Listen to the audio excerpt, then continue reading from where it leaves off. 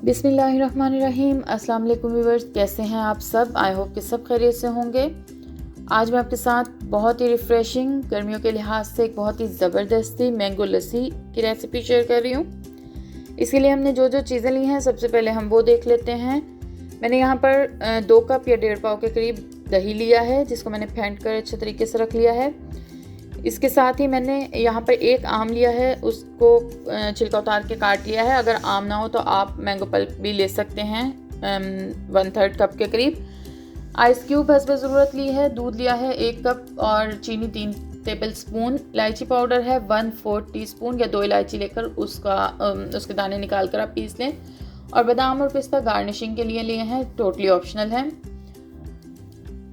इन सारी चीज़ों को हमने ब्लेंड करना है अच्छे से लस्सी बनाने के लिए। तो सबसे पहले ब्लेंडर में यहाँ पर हम सारी चीज़ों को स्टेप बाय स्टेप डालेंगे। मैंने यहाँ पर पहले मैंगो डाला है। अब इसके साथ ही आइस क्यूब, जितनी ज़रूरत महसूस हो, जितना आपने इसको ठंडा करना है उतनी आप आइस क्यूब शामिल कर सकते हैं। उसके साथ ही यहाँ पर मैंने दही शामिल कर दिया है। दही जो है वो खट्टा नहीं होना चाहिए, वरना लस्सी का जायका ख़राब हो जाएगा। इलायची पाउडर शामिल कर लिया है। बाज़ लोगों को इलायची जो है वो नहीं इतनी पसंद होती, अगर ऐसा है तो आप बेशक ना शामिल करें। इसके साथ एक रिफ़्रेशिंग सा टेस्ट आता है लस्सी में, खुशबू के लिए शामिल की है मैंने सिर्फ।